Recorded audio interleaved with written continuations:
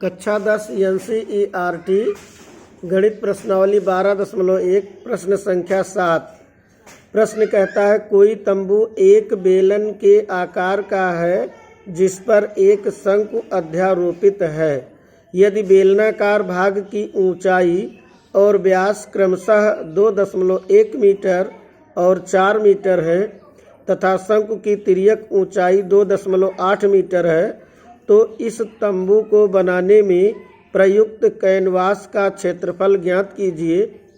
साथ ही 500 रुपया प्रति मीटर स्क्वायर की दर से इसमें प्रयुक्त कैनवास की लागत ज्ञात कीजिए।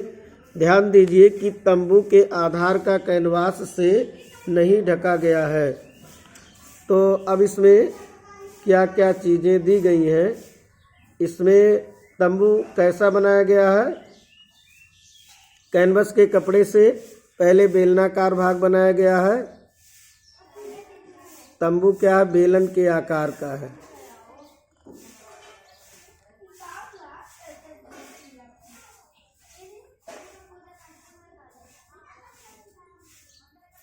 बेलनाकार आकार का है। इसके ऊपर शंक्वाकार भाग के आकार का है, शंक्वाकार है। अब इसमें ये कैनवास के कपड़े से तंबू बनाया गया है। अब इस प्रश्न में इसमें दिया गया है बेलनाकार भाग की ऊंचाई और व्यास क्रमशः 2.1 और 4। ऊंचाई 2.1 और व्यास 4। तो ये जो बेलनाकार भाग है इसकी ऊंचाई 2.1।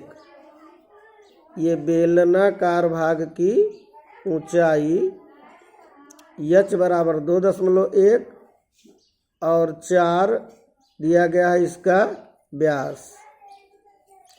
अब इसमें प्रश्न में कहा गया है शंकु की तिर्यक ऊंचाई 2.8।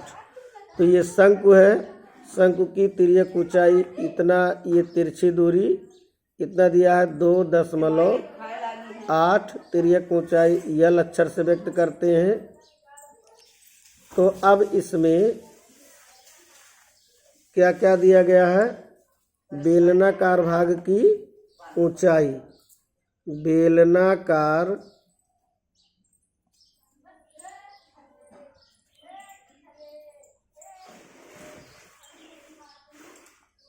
भाग की ऊंचाई h बराबर 2.1 मीटर, 2.1 मीटर और व्यास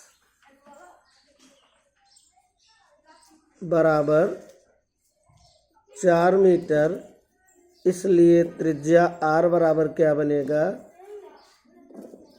त्रिज्या r बराबर 2 मीटर। शंकु की तिर्यक ऊंचाई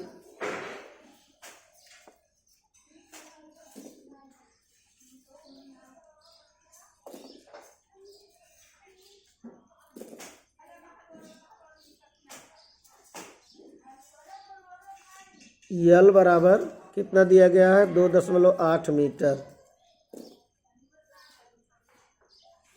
अब इसमें कैनवस से ये बनाया गया तो कैनवस का कपड़ा कितना लगेगा, अर्थात ये पूरा संपूर्ण पृष्ठ हमको निकालना होगा। तो इसमें निकालना है कैनवास का क्षेत्रफल। इन तंबू को बनाने में प्रयुक्त कैनवास का क्षेत्रफल। तंबू को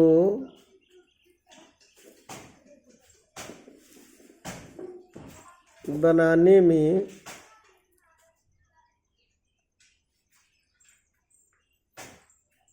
प्रयुक्त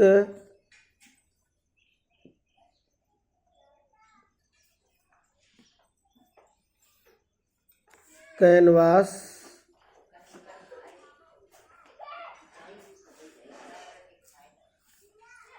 का क्षेत्रफल क्या होगा।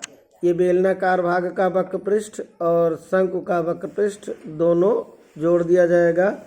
तो बेलनाकार भाग का वक्र पृष्ठ कितना होगा, 2 पाई आर एच और शंकु का वक्र पृष्ठ पाई आर यल, पाई आर यल।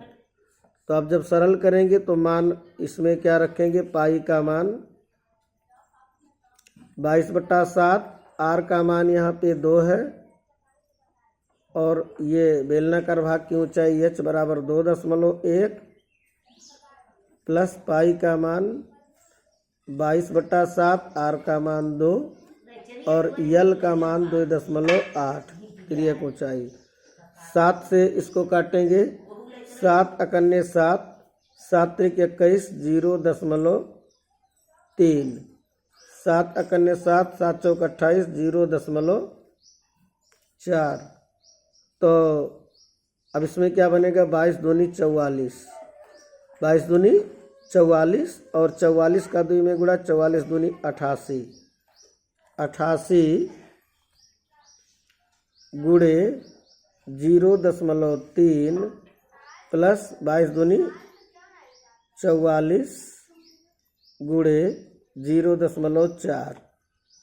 तो अब 3 अट्ठे 24, 3 अट्ठे 24, 2 16, 26, 1 अंक बाद दशमलव प्लस 4 चौक 16, 4 चौक 16, 1 17। तो अब क्या हो जाएगा, 6 4 10 और 6 7 13, 1 16 14, 2 1 3, 1 16 44। यानी प्रयुक्त कैनवास का क्षेत्रफल कितना आया, इसलिए प्रयुक्त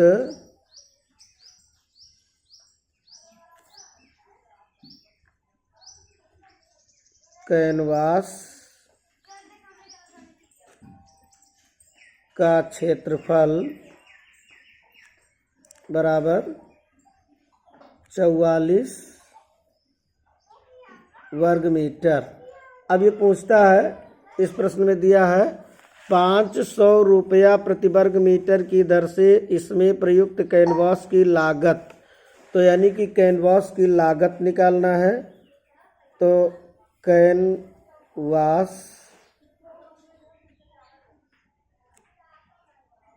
की लागत 1 वर्ग मीटर का 500 रुपया, तो 44 वर्ग मीटर का कितना रुपया बनेगा, 500 गुणे 44 बराबर, ये 2 जीरो बढ़ा दिया, 5 चौक 20 हासिल 2, 5 चौक 20 और 2 यहाँ हासिल मिलाएंगे 22,000 रुपया, यही आंसर होगा। तो इसमें 2 प्रश्न पूछा गया था। एक प्रश्न था तंबू को बनाने में प्रयुक्त कैनवास का क्षेत्रफल कितना आएगा, तो ये प्रयुक्त कैनवास का क्षेत्रफल आया 44 वर्ग मीटर। फिर दूसरा पूछा गया था कैनवास की लागत 500 रुपया प्रति वर्ग मीटर की दर से, तो 44 वर्ग मीटर है, 1 वर्ग मीटर का 500 रुपया, तो लागत 22,000 रुपया आएगा। तो इस प्रश्न में जो दिया गया था, बेलनाकार भाग के ऊपर शंक्वाकार भाग, ये कैनवास से तंबू बनाया गया है। तो इसमें 2 चीज़ों को ज्ञात करने के लिए दिया गया था, आवश्यक कैनवास का क्षेत्रफल और लागत, दोनों आया, एक 44, एक 22,000 रुपया।